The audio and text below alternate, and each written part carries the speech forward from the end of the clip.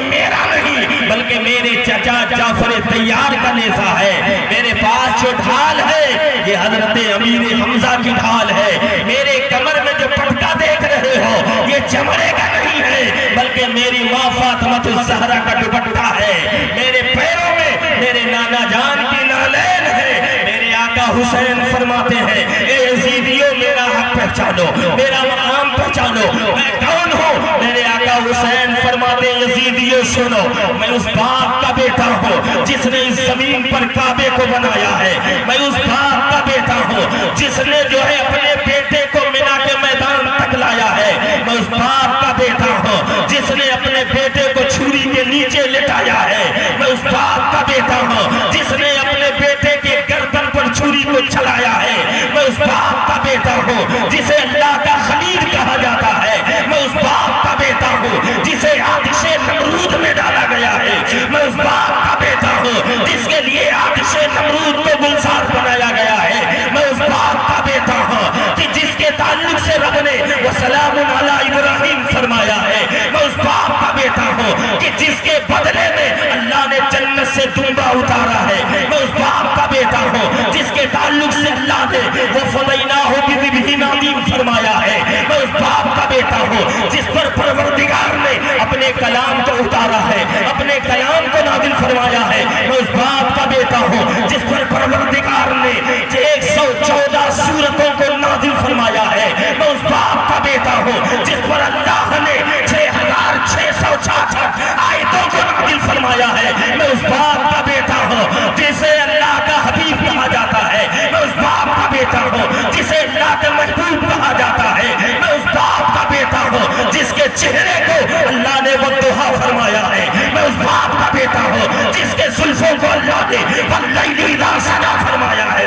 میں اس باپ کا بیٹا ہوں کہ جس کے جو ہے آنکھوں کو اللہ نے ما زاغ البصر وما طغى فرمایا ہے، میں اس باپ کا بیٹا ہوں جس کے ہاتھ کو اللہ نے ید اللہ فوق ایدیہم فرمایا ہے، میں اس باپ کا بیٹا ہوں جس کے سینے کو اللہ نے الم نشرح لک صدرک فرمایا ہے، میں اس باپ کا بیٹا ہوں کہ جس کے قدموں کے بارے میں اللہ نے لا اقسم بہذا البلد وانت حل بہذا البلد فرمایا ہے، میں اس باپ کا بیٹا ہوں جس کے نور کے بارے میں اللہ نے قد جاءکم من اللہ نور فرمایا ہے، میں اس باپ کا بیٹا ہوں جس کے رحمت کے تعلق سے وما ارسلناک الا رحمۃ للعالمین فرمایا ہے، میں اس باپ کا بیٹا ہوں جس کے سفر معراج کے تعلق سے اللہ نے سبحان الذی یسری بعبدہ لیلا من المسجد الحرام فرمایا، میں اس باپ کا بیٹا ہوں جو ہے شفاعت کبریٰ کا مالک ہے، میں اس باپ کا بیٹا ہوں جو حوض کوثر کا مالک ہے، میں اس باپ کا بیٹا ہوں جو جنت کا مالک ہے،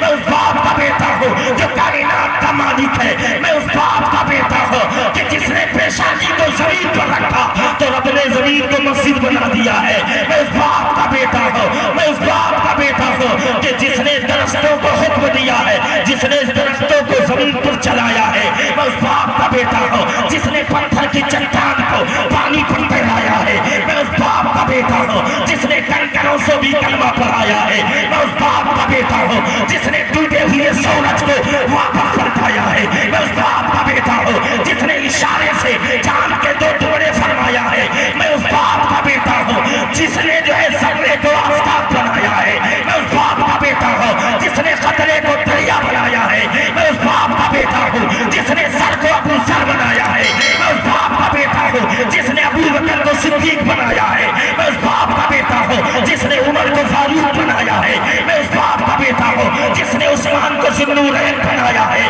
میں اس باپ کا بیٹا ہوں جس نے علی کو شیر خدا بنایا ہے، میں اس باپ کا بیٹا ہوں جس نے عربی کو صحابی بنایا ہے، میں اس باپ کا بیٹا ہوں جس نے جہنمی کو جنتی بنایا ہے، میں اس باپ کا بیٹا ہوں جس نے کافر کو مومن بنایا ہے، میں اس باپ کا بیٹا ہوں جس نے ناپاک کو پاک بنایا ہے، میں اس باپ کا بیٹا ہوں جس نے بھوکوں کو کھانا کھلایا ہے، میں اس باپ کا بیٹا ہوں جس نے پیاسوں کو پانی پلایا ہے، میں اس باپ کا بیٹا ہوں جس نے ننگوں کو کپڑا پہنایا ہے، میں اس باپ کا بیٹا ہوں جس نے بے سہاروں کو سہارا دیا ہے، میں اس باپ کا بیٹا ہوں جس نے عورتوں کو مقام عطا فرمایا ہے، میں اس باپ کا بیٹا ہوں جو بیٹیوں کو حیات عطا فرمایا ہے،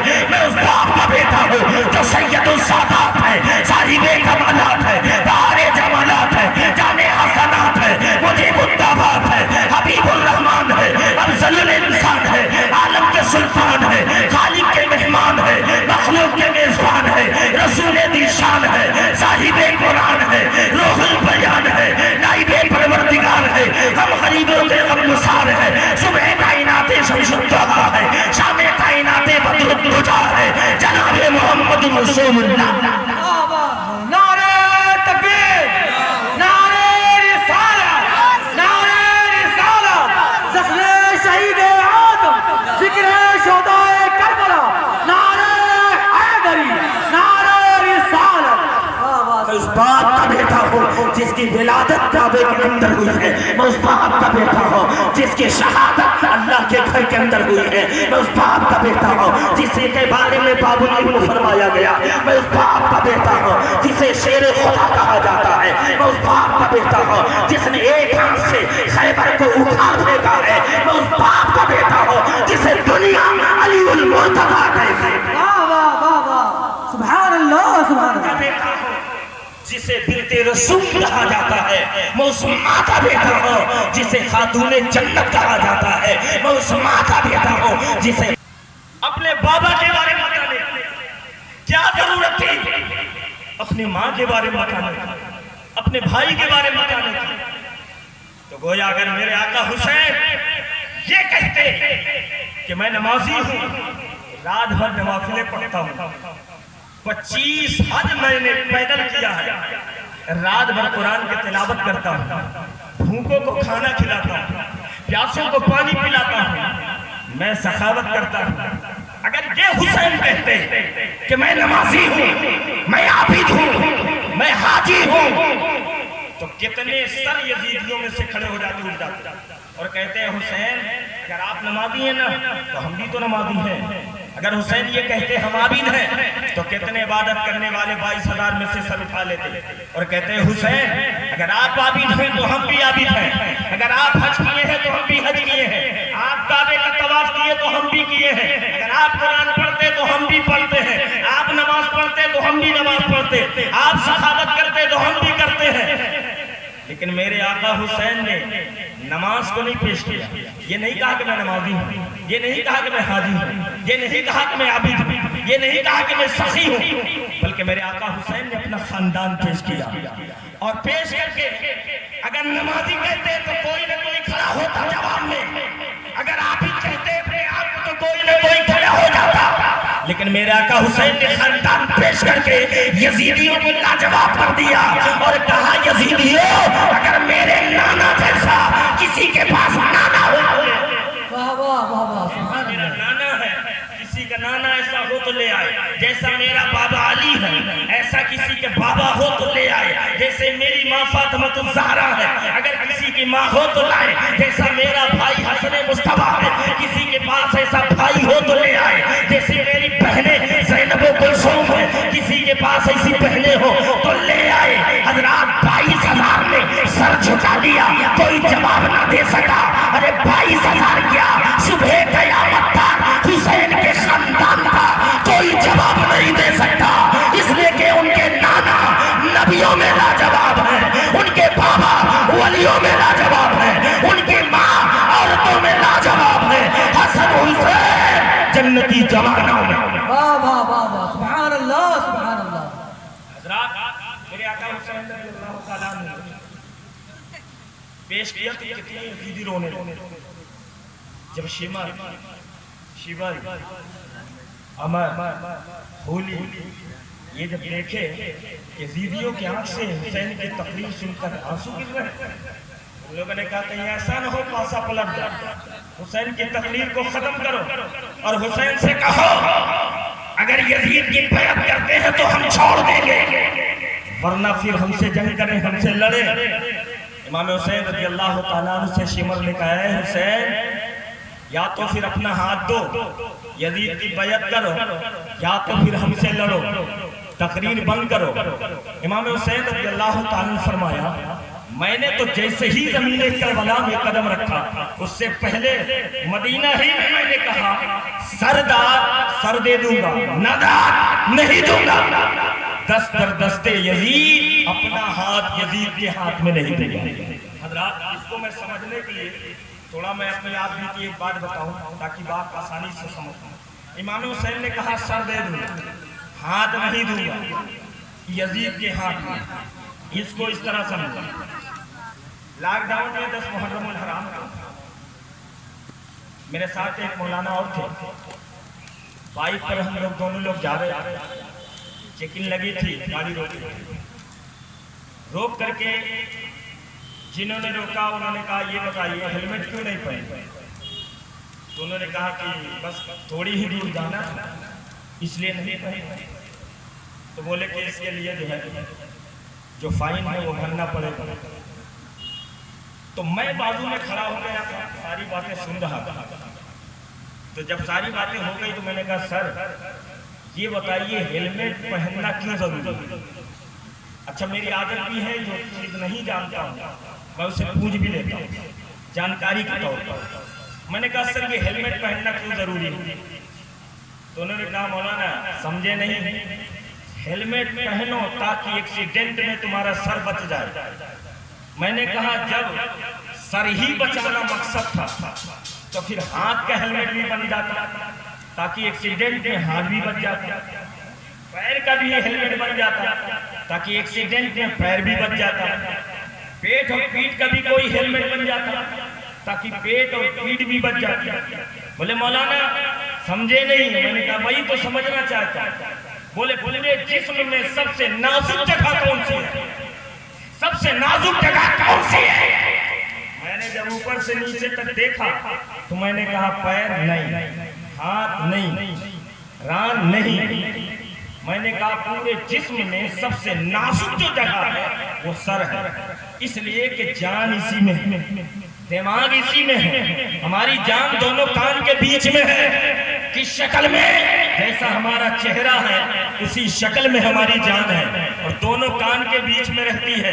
ये बायजीद बिस्तामी अलैहिर्रहमा ने जवाब दिया, फरमाया है।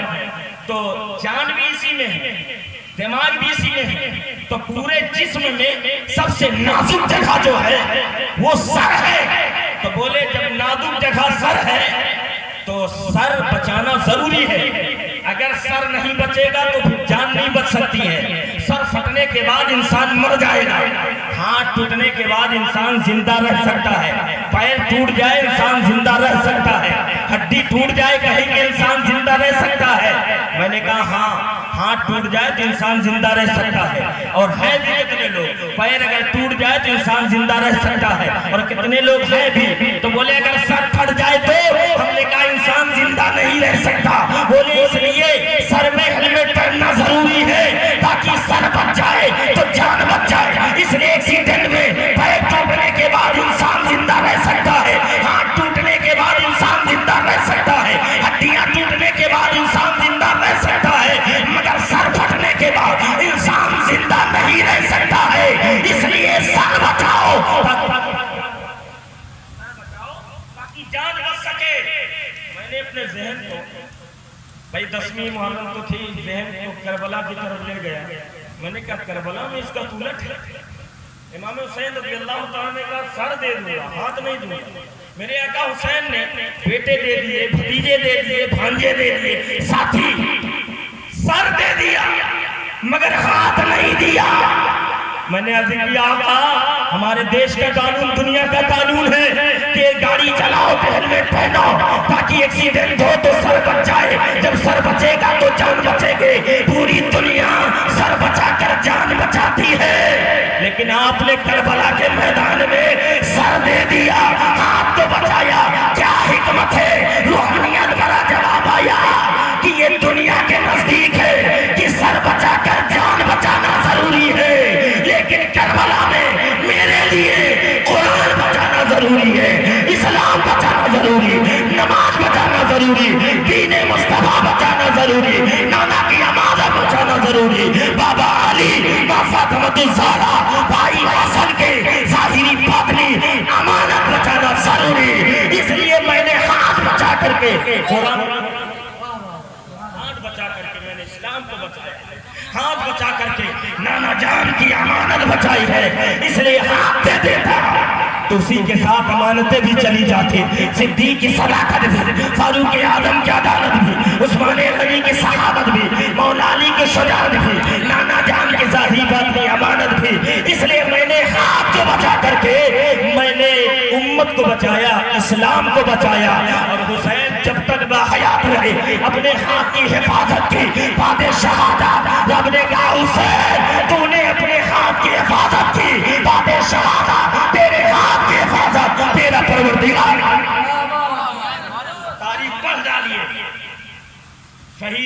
کے بعد سر لے گئے مگر ہاتھ چھوڑ گئے. کون سا تیر مار دیا انہوں نے؟ سر تو حسین نے خود ہی دے, ہاتھ نہیں لے گئے. اب سنیے, جب ان لوگوں نے کہا حسین یا تو یزید کی بیعت کرے یا تو پھر ہم سے جنگ, امام حسین رضی اللہ عنہ فرمایا ٹھیک ہے جس کو چاہو مقابلے میں بھیج دو. 8-9 جو الگ سے رکھے گئے تھے, باری باری آئے امام حسین رضی اللہ تعالیٰ نے ایک بار میں انہیں جہنم کے وادیوں میں پہنچا دیا.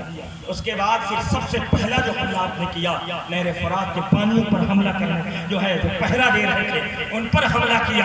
اس کے بعد پھر آپ نے یزیدیوں پر جب حملہ کیا لاشوں کے انباریں لگا دیے. مورخین لکھتے ہیں کہ امام حسین رضی اللہ تعالیٰ عنہ ابھی گھوڑے پر ہی ہیں کہ آپ کے جسم پر 33 زخم تلوار کے نیزے کے ڈھالے کے آئے تھے.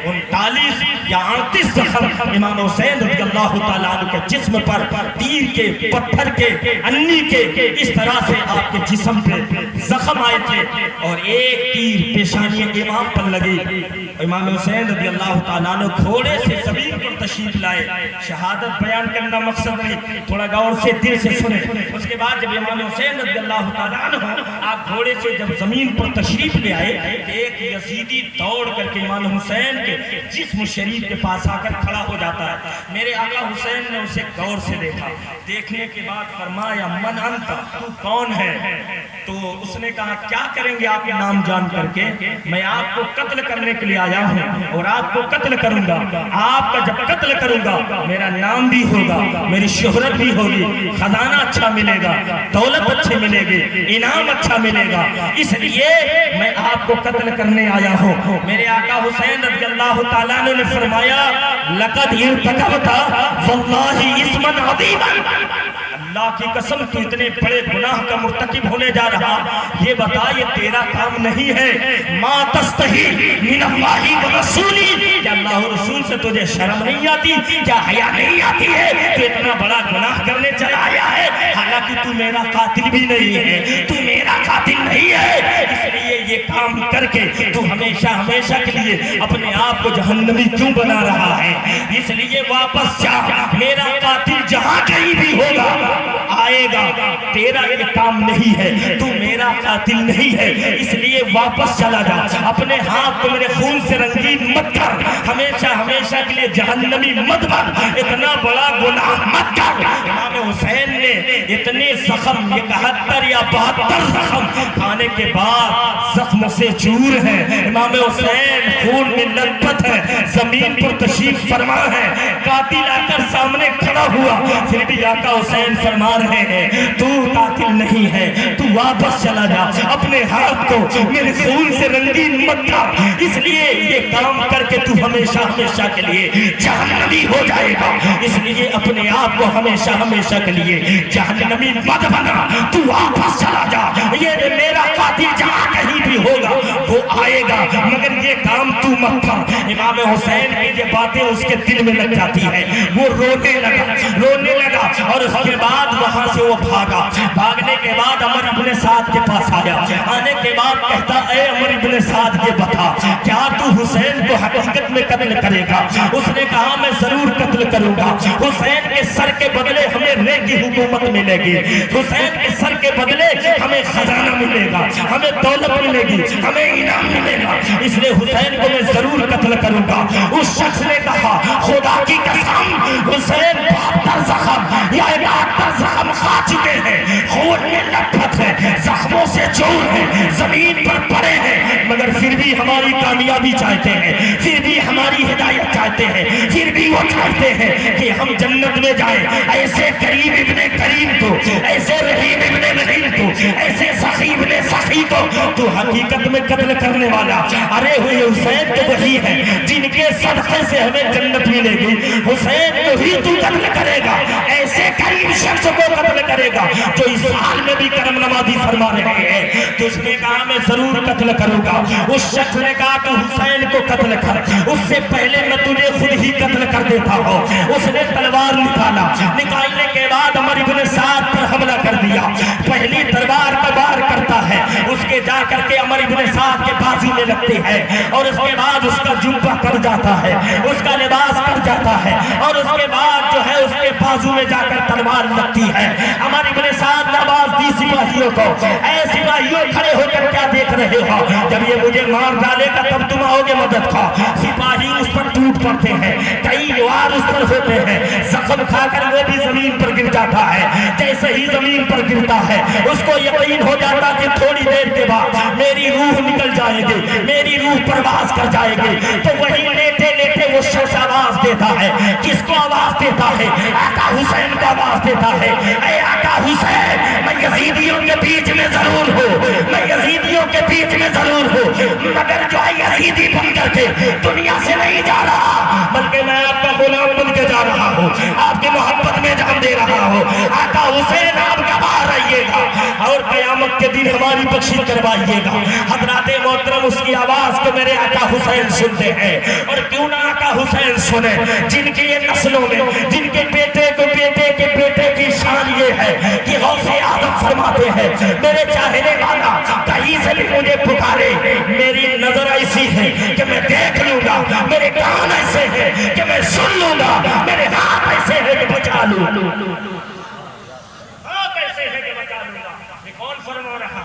یہ غوث اعظم سرکار فرما رہے ہیں، امام حسین امام حسن کے نسل سے ہیں، حضرات محترم فرما رہے ہیں۔ تو کیا آقا حسین اس کی فریاد کو نہیں سنے ہوں گے، اس کی آواز کو نہیں سنے ہوں گے؟ سنے ہیں۔ مورخین لکھتے ہیں کہ امام حسین نے جواب دیا کہ اے میرا غلام تو یزیدیوں کے بیچ میں ضرور ہے، مگر میری محبت میں جان دے رہا ہے کہ یہ میرا وعدہ ہے، قیامت کی بھیڑ میں تو کہیں بھی ہوگا، حسین تجھے ڈھونڈ کر، حسین تجھے تلاش کر کے اپنے ساتھ جنت میں لے کر جائے گا، اپنے ساتھ جنت میں لے کر کے جائے گا۔ اللہ اکبر۔ اس کے بعد اس کی بھی شہادت ہو جاتی ہے۔ پھر اس کے بعد ایک شخص اور آیا، آقا حسین نے اسے بھی دیکھا، کہا تو میرا قاتل نہیں، واپس جا، میرا قاتل جہاں کہیں بھی ہوگا وہ آئے گا، اس لیے کہ آج میری شہادت پکی ہے، اور جب شہادت پکی ہے تو قاتل کا آنا بھی پکا ہے، اس لیے کہ میرے نانا نے رات ہی میں فرما دیا ہے کہ انی رائت رسول اللہ صلی اللہ تعالیٰ علیہ وسلم فی المنام فتاقدی انکا تروح الینا۔ نانا نے فرمایا حسین بہت جلد تم ہم سے ملنے والے ہو، اور اکیلے نہیں، اپنے بیٹے کو ساتھ ملنے والے ہو، اپنے بھانجوں کے ساتھ ملنے والے ہو، اپنے بھتیجوں کے ساتھ ملنے والے ہو، اپنے بھائیوں کے ساتھ ملنے والے ہو، اپنے ساتھیوں کے ساتھ ملنے والے ہو۔ تو انواری ایک ہاتھ یعنی میرے بیٹے، میرے بھتیجے، میرے بھانجے، میرے ساتھی سب شہید ہو کر میرے نانا سے ملاقات کر چکے ہیں، میں باقی ہوں، تھوڑی دیر کے بعد میں بھی شہید ہو کر اپنے نانا سے ملاقات کروں گا، اپنے نانا سے ملاقات کروں گا۔ امام حسین